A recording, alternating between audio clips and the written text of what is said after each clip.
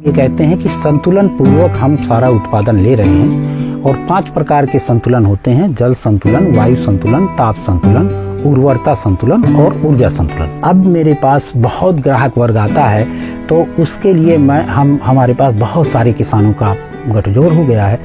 जो भी like minded लोग हैं जो ऑर्गेनिक खेती माने इस तरह की प्राकृतिक खेती को करने के लिए तैयार हो जाते हैं, वो अगर प्रोसेस करते हैं तो उनकी हम मदद कर पाते हैं। वो हमारे यहाँ रख जाते हैं, हम उनसे नगद ले लेते हैं, हम अपना धीरे धीरे उसको बेचते रहते हैं। इस तरह से बहुत सारे किसानों को जोड़ लिया है। कुआं प्यासे के पास नहीं जाता है, प्यासा कुएं के पास आता है। मार्केट जाना ही किसान के लिए दुखदाई है।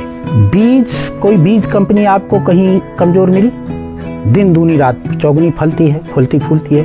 खाद बेचने वाले दिन दूनी रात चौगुने फूलते फलते हैं। ट्रैक्टर बेचने वाले रात दिन फलते फूलते हैं। और इनका ग्राहक कौन है? किसान। सूखे के लिए कुख्यात बुंदेलखंड में किसानों की हालत किसी से छिपी नहीं है, लेकिन यहाँ कुछ किसान ऐसे भी हैं जिन्होंने पथरीली और प्यासी जमीन में तरक्की की फसल उगाई है। कई किसान तो ऐसे हैं जिनसे अमेरिका, ऑस्ट्रेलिया और इजराइल जैसे प्रगतिशील देशों के किसान खेती के नए गुर सीखने आते हैं। बांदा जिले के बड़ोखर गांव में रहने वाले प्रेम सिंह ऐसे ही एक किसान हैं। इनसे देश ही नहीं विदेश से भी किसान मुनाफे वाली खेती का तरीका सीखने आते हैं। मेरा नाम प्रेम सिंह है, मैं बड़ोखर खुर्द गांव का रहने वाला हूं।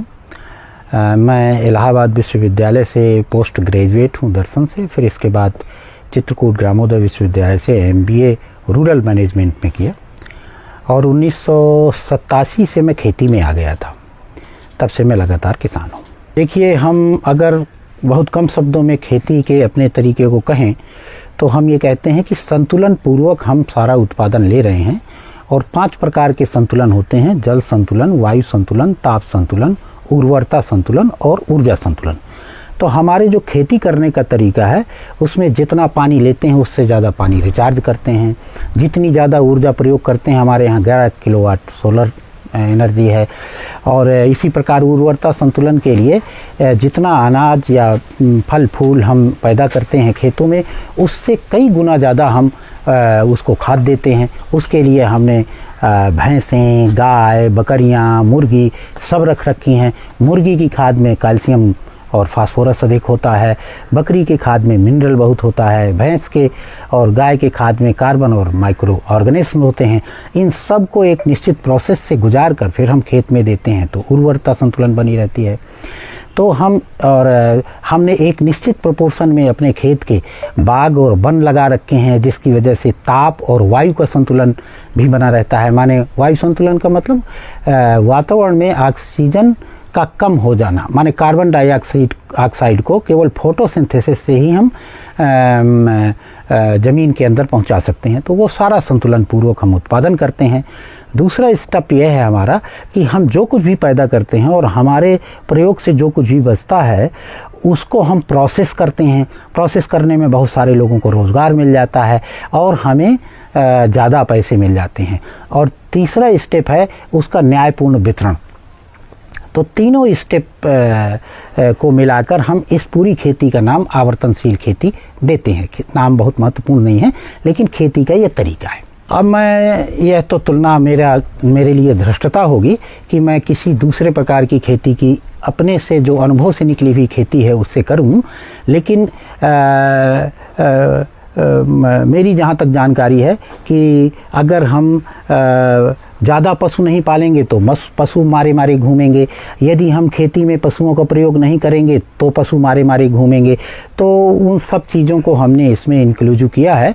और मेरी जहाँ तक जानकारी है उस जानकारी में जो एक निश्चित प्रोपोर्शन है पशु पक्षियों का, पेड़ पौधों का और मनुष्यों का, इन तीनों प्रोपोर्शनों की बात नहीं होती है, लेकिन हम उसके बिना बाकी चीज़ें हम नहीं कर सकते हैं। ये मेरे अनुभव में आया है।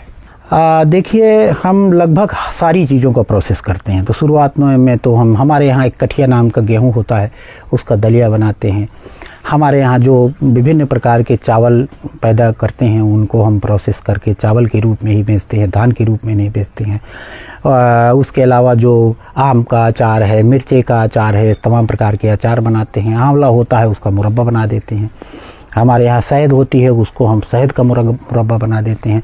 तो हम इस प्रकार से बहुत सारा प्रोसेस करते हैं। शुरुआत में तो मैंने की, लेकिन अब मेरे पास बहुत ग्राहक वर्ग आता है, तो उसके लिए हमारे पास बहुत सारे किसानों का गठजोड़ हो गया है, जो भी लाइक माइंडेड लोग हैं, जो ऑर्गेनिक खेती माने इस तरह की प्राकृतिक खेती को करने के लिए तैयार हो जाते हैं। वो अगर प्रोसेस करते हैं तो उनकी हम मदद कर पाते हैं, वो हमारे यहाँ रख जाते हैं, हम उनसे नगद ले लेते हैं, हम अपना धीरे धीरे उसको बेचते रहते हैं। इस तरह से बहुत सारे किसानों को जोड़ लिया है। दूसरा बात, आप जो ये कहते हैं कि मार्केट कैसे पकड़ी, तो हमारा ये कहना है कि कुआं प्यासे के पास नहीं जाता है, प्यासा कुएं के पास आता है।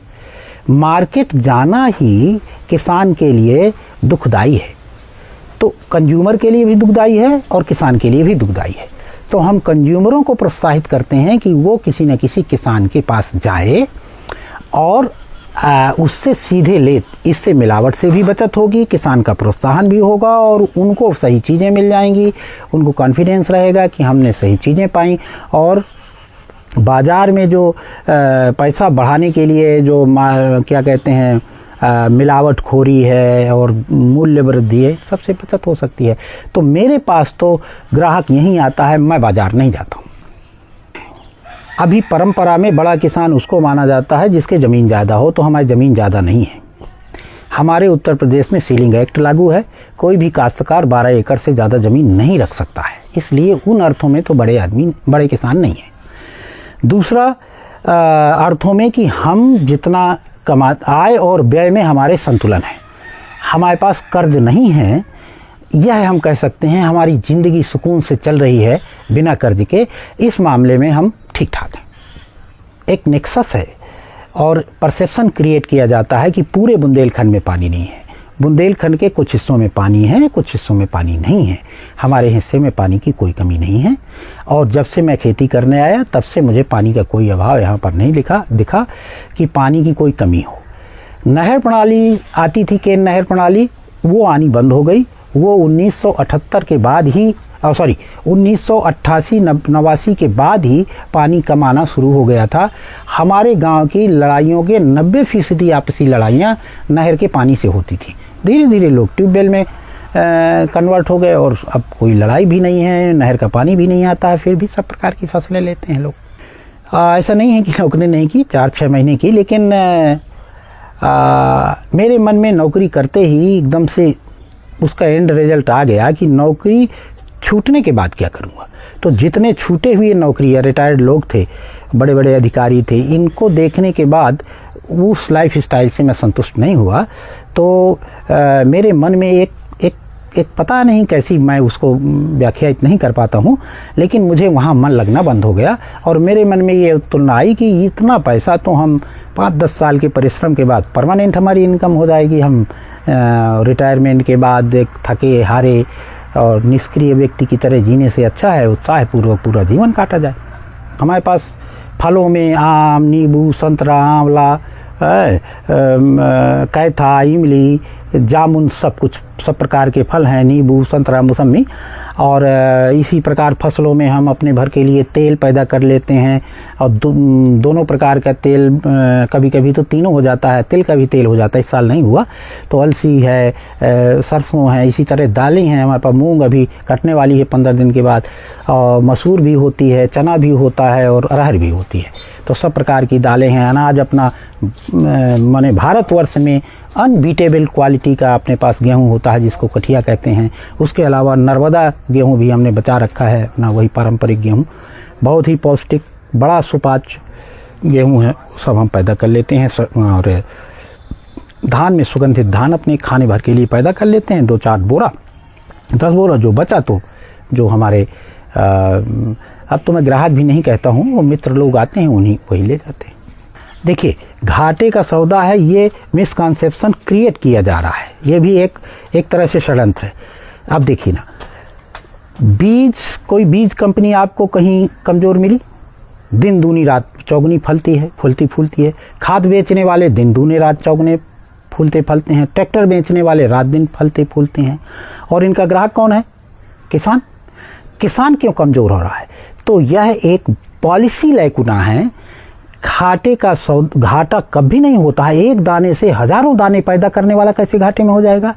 तो दिमाग में ये भरा जा रहा है पिछले 30-40 वर्षों से किसानों के, और उसको किसान भी मिसगाइड हुए हैं और खेती के तरीके को ऐसा बदल लिया है कि उनका पैसा जहाँ नहीं जाना चाहिए वहाँ चला जाता है, जहाँ रहना चाहिए वहाँ नहीं रहता है। तो एक ही ट्रिक है कि खाद, बीज, पानी, ऊर्जा और विचार, इन 5 चीज़ों में अगर किसान स्वावलंबी होगा तभी वह मुनाफे की खेती कर पाएगा। अगर खाद, बीज, पानी, ऊर्जा में से कोई भी चीज़ पैसे से खरीदेगा वो घाटे में ही रहेगा।